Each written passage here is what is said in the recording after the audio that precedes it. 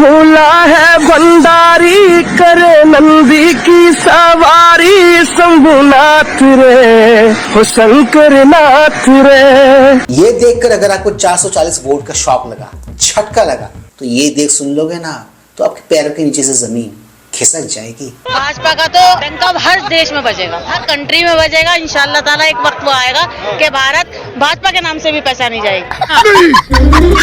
वक्त बदल गया, जज्बात बदल गए, यही सोच रहे हो ना आप। एग्जैक्टली यही सब कुछ हो रहा है बंगाल इलेक्शन में। जब से बीजेपी जीत के वहां पर आई है, जी हाँ दोस्तों, तब से हमें अजीबोगरीब चीजें देखने को मिल रही है। 4 तारीख रिजल्ट निकलने के बाद आप जहां भी भाग जाएं, आप छुप नहीं पाएंगे। आपको ऐसा लगता होगा कि हम एक दूसरे राज्य से आए हैं, वहां पर हम चले जाएंगे और मेरा बीजेपी का मालिक मुझे बचा लेगा। मैं आपको सीधी तौर पे ये कहना चाहता हूं कि आपके खिलाफ FIR होगा। যে দলের হয়ে প্রাণপাত করে প্রচার করার সময় দলের মুখপাত্র হিসেবে আমি যদি কোনো অশালীন মন্তব্য করে থাকি, কুরুচিকর মন্তব্য করে থাকি, কুৎসা করে থাকি, ব্যক্তিগত আক্রমণ করে থাকি, বিলো অফ দ্য বেল্ট আক্রমণ করে থাকি, দলীয় নির্দেশে বা কখনো কখনো আবেগপ্রবণ হয়ে, আমি তার জন্য মন থেকে ক্ষমা প্রার্থী।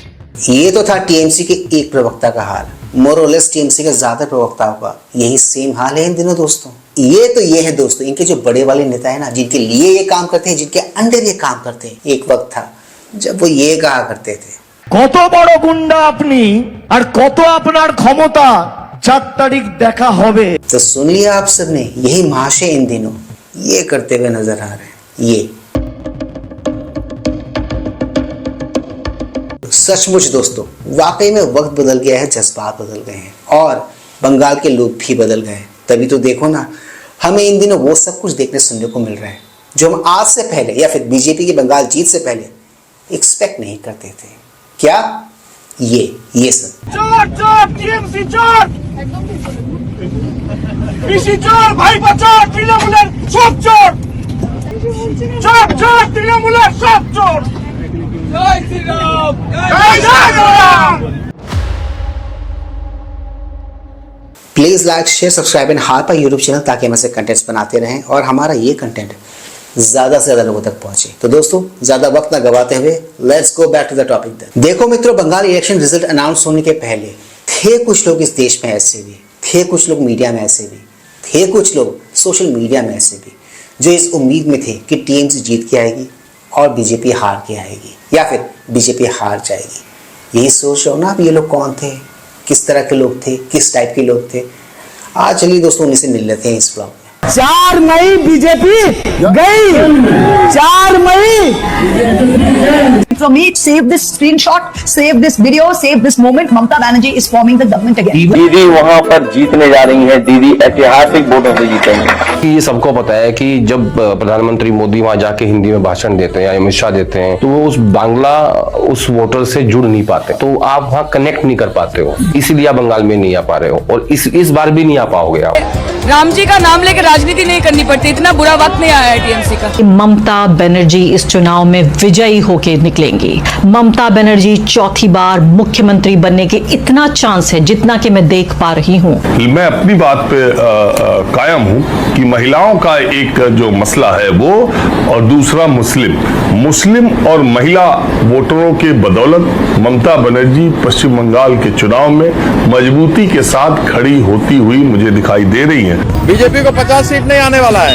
उसको बीजेपी ने बड़ा मुद्दा बनाया, महिला सुरक्षा का बड़ा मुद्दा बनाया। मैं वैसे आमतौर पर दर्शकों जानकारी बताऊं कि कलकत्ता खास करके और बंगाल में जितना मैं घूमा, महिलाओं के लिए बाकी किसी राज्य से ज्यादा सुरक्षित ये समझ में आता है। ये लोग वो लोग थे दोस्तों जिनको जनता ने बीजेपी को जिताकर जवाब दे दिया कि एग्जैक्टली जनता के दिल में क्या चल रहा है, जिसको ये लोग रीड नहीं कर पा रहे थे या फिर वो लोग रीड करके भी नहीं जाने की एक्टिंग कर रहे थे। जी हाँ, मुझे लोग ऐसा ही करते हुए दिखाई दिए। अब आपको ये बात क्लियर हो गई होगी कि बीजेपी की बंगाल में जीत से कौन खुश है और कौन ना खुश है। जो खुश है वो तो नाच गा रहे हैं और जो दुखी हैं वो ये करते हुए नजर आ रहे हैं दिनों। अरे ये भी आपको बता देना, हिंदुस्तान में कोई भी स्टेट में कोई भी ऑपोजिशन जीत नहीं सकता। मैं हकीकत में लिख कर रख दीजिए। क्या बात कर रहे हैं? अखिलेश भी यूपी में 27 में हार जाएंगे। मैं आपको हकीकत आज बता दे रहा। आज के बाद में माफ कर दीजिएगा, हम नहीं आएंगे। इन सबको जिनको आपने अभी तक सोफा देखा सुना, उनको लिटरली बंगाल की जनता ने बीजेपी को जिताकर ठेंगा दिखा दिया। जी हाँ दोस्तों, ठेंगा, ठीक उसी तरह जिस तरह स्मृति ईरानी जी और बीजेपी के प्रवक्ता ठेंगा दिखा रहे हैं। किनको?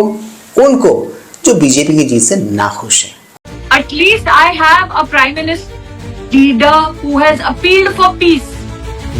You tell me, when was the last time you held us responsible in one of your debates?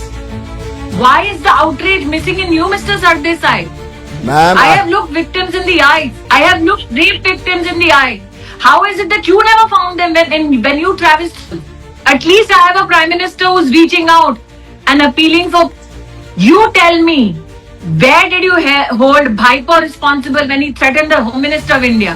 Where is that man today? So you're saying, you're very clear that the BJP will end this political culture of violence. That's an assurance that you believe will be implemented on the ground. Sardesai today accepts that it is only the BJP that can ensure good governance and law and order enough to ensure no violence takes place. But Rajdeep Sardesai never had that expectation of Trinamool Congress. Rajdeep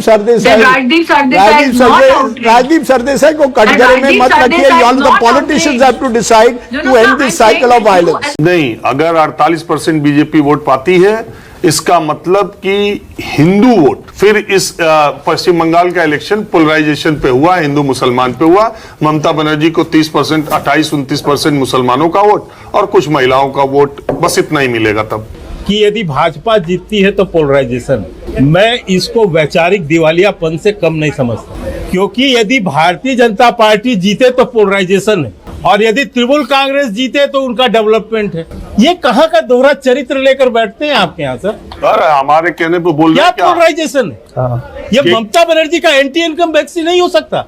अरे आप इस निष्कर्ष पर कैसे पहुंच गए कि आप ये जो है हिंदू मुसलमान हो गए? यानी मुझे लगता है इतना जहर भरा हुआ है कि हर स्तर पर आप ये दोनों ही पत्रकार जिनको भी आपने देखा, इनको ग्राउंड रियलिटी का अंदाजा था. इनको ग्राउंड रियलिटी के बारे में अच्छे से पता था कि वहाँ पर बीजेपी की लहर है, वहाँ पर बीजेपी जीत के आ रही है. बट द मोमेंट वो लोग स्टूडियो पहुँचते हैं, ग्राउंड रिपोर्टिंग छोड़कर, वहाँ पर आके इनके सुर बदल जाते हैं. जी हाँ, हमने इन लोगों को ऐसा ही कुछ करते हुए देखा था इन चुनावों के दौरान. ये सब तो कारण थे ही टीएमसी के बंगाल में हार के लिए. उसके अलावा भी दोस्तों एक बहुत ही इंपॉर्टेंट कारण था बहुसंख्यक और उनकी फीलिंग्स, उनकी भावनाओं का अपमान, जो कि इन्होंने फ्रीक्वेंटली किया. जानबूझ के एक गंदा धर्म जो उन्होंने बीच में बनाया, जो एक झूठा पार्टी ने बनाया, वो धर्म को हम नहीं मानता है. बीजेपी से आपको लड़ना है एक दिन, मगर राम से मत लड़िए, बच जाओगे. देखो दोस्तों, सीधी और साफ सुथरी बात कहूंगा कि बंगाल में हवा, वहाँ का मौसम, वहाँ का तापमान अब बदल गया है. लोग बदल गए हैं, वहाँ के जो बंगाल वासी हैं वो बदल गए हैं. तो दोस्तों, आज के इस वीडियो में सिर्फ इतना ही. मैं मिलूंगा आप सबके साथ अपने अगले वीडियो में. Anyways, do not forget to like, share, subscribe YouTube channel. इससे हमें शक्ति मिलती है, इससे हमें ताकत मिलती है और इससे हमें मोटिवेशन मिलती है. कीप स्माइलिंग दोस्तों.